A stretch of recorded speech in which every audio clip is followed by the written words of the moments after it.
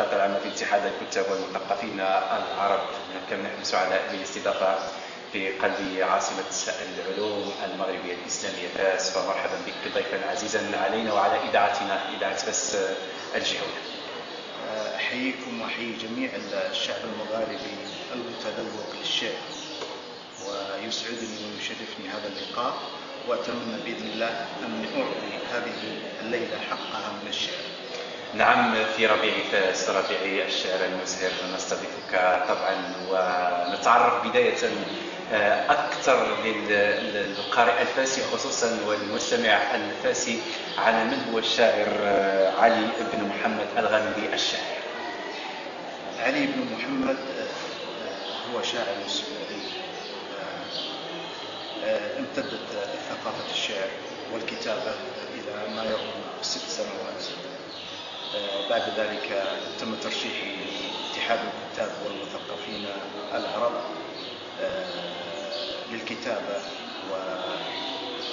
والشعر، ثم بعد ذلك رشحت لأن أكون مدير العلاقات العامة في اتحاد الكتاب والمثقفين العرب. وأخص إذاعتكم بخبر سعيد أخبرت به قريبا بأنني أصبحت سفيرا لاتحاد الكتاب والمثقفين العرب الذي يكون في باريس، وكانت هي أول جولة لي بعد هذا التتويج في بلاد المغرب في ورد الجنان في هذا المقر الجميل الرائع بالشعراء والكتاب. نعم.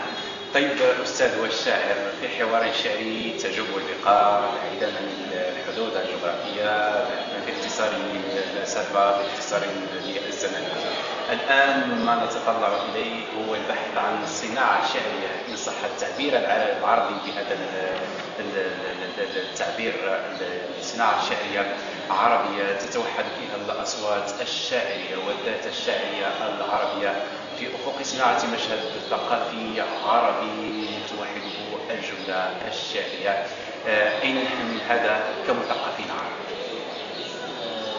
الثقافة قبل أن تكون ثقافة هي ضرورة يحجبها تغير المكان والزمان والتاريخ. نحن في اتحاد الكتاب والمثقفين العرب بالدرجة الأولى نستقبل الكفاءات الشعرية والأقلام الناشئة، ثم بعد ذلك لنا دور عظيم أننا نحتضن هذه المواهب بعناية خاصة في التلمذة أو النمذجة، حيث ربما يكون هناك توجيه مباشر أو غير مباشر لهذه المواهب للانطلاق من خلال الكتابات، من خلال الشعر والرواية والقصة. كل هذا تحفيز من اتحاد الكتاب والمثقفين العرب أن يبني هذه المواهب في نفوس كثير من الشباب الراغبين في الكتابة.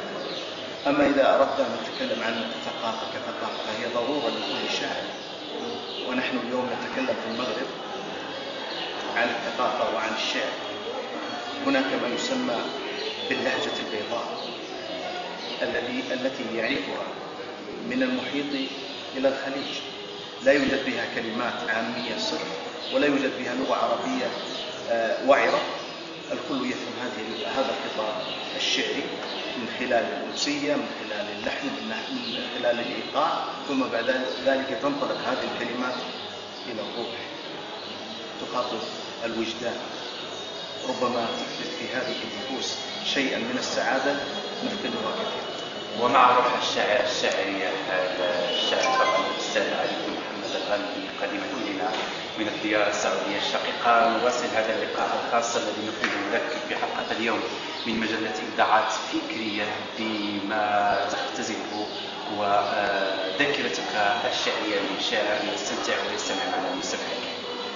في الحقيقة بودي بكل فخر من خلال هذه الإذاعة أن أهديكم الديوان الأول الصوتي للشاعر علي بن محمد الغامدي، وأتشرف أن يقدم في الإذاعة بصوت رخيم ربما يصل إلى القلوب أكثر من أي شاعر يسبقني في هذا المجال. نعم، طبعا بكل تأكيد ومشكور على هذه الكلمات الجميلة وهذا النظم الجميل من الشاعر.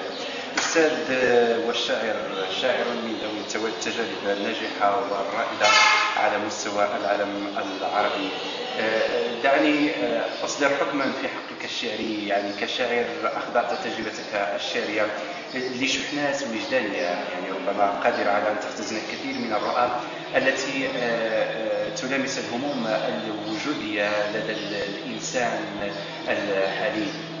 يعني هل لنا أن نتحدث عن جيل يعتمد الحداثة في كتابته الشعرية بما يتماشى والحضارة الإنسانية في صورتها الحالية؟ نعم، الإبداع لا يقف عند مسافات ضيقة، وإنما الإبداع ينطلق حتى في الكتابة، أن تكتب الكلمة بشكل غير مألوف وأن تنطلق إلى العمق أكثر وتخاطب الوجدان. لذلك أطلق علي في اتحاد الكتاب والمثقفين العرب بشاعر الروح، فأنا أخاطب الوجدان بطريقة مختلفة، أسعى من خلال هذه الكلمات القليلة ولكنها عميقة وتسري إلى النفوس بشكل خاص، ربما يجد نفسه الإنسان في الخيال أكثر من الواقع. نعم. طبعا دعنا نتعرف أكثر على حصيلة شعرية لما يزيد عن 6 سنوات توجت بعدة دواوين. نتعرف على هذه الدواوين، على التيمات الحاضرة، على الخطاب الشعري لمن ولأجل من يوجه انطلاقا من روح دائما الشاعر علي بن محمد الغامدي. لو صح لي القول أنني أنطلق في كتابتي للشعر من مدينة أفلاطون، المدينة البيضاء، أحلم بها كثيرا في كتاباتي الشعرية، فأنا أجعل من الروح سامية في الكتابة بعيدا عن تفاصيل ربما تكون تخدش الحياة أو أنها تخرج من النص.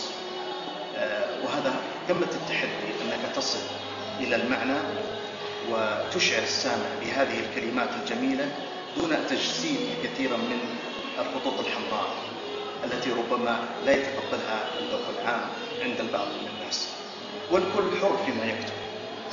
هناك عدة مدارس في الشعر، مدرسة الشاعر الكبير نزار قباني أو غيرها من المدارس الأخرى. لذلك أنا أسميت الديوان الأول الصوتي مشاعر مفقودة، فنحن في زمن ربما نفقد كثير من المشاعر.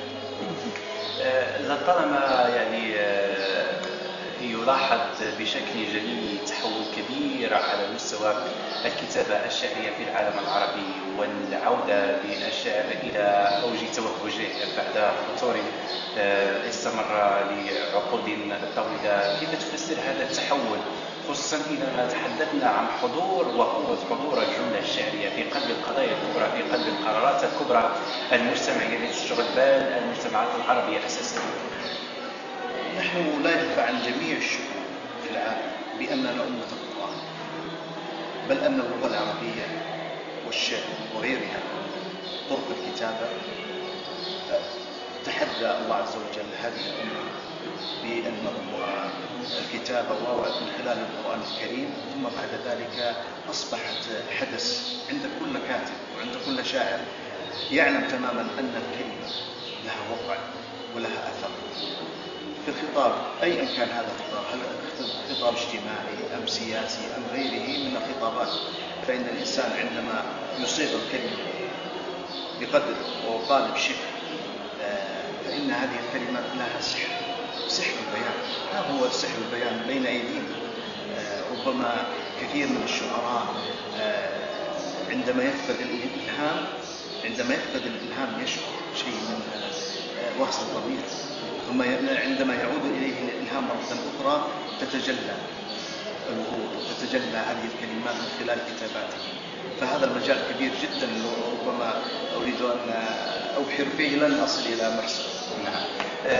كثيرا ما عانينا يعني مشهد ثقافي شعري عربي من المركزية والهامش في الكتابة الشعرية. المركزية كما يجسدها المشرق، والهامش كما يجسد بشكل قوي يعني الدول العربية في شمال إفريقيا.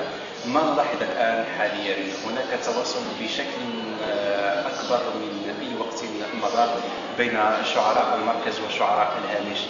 هل هذا ينم عن بداية أو مؤشر جديد في تحديد الخطاب الشعري وفي توحيد الصف الشعري العربي في أفق صناعة مشهد شعري عربي قوي قادر على فرض ذاته في مواجهة التحديات الكبرى المجتمعية التي تواجه العالم العربي انطلاقا من الثقافة انطلاقا من الشعر؟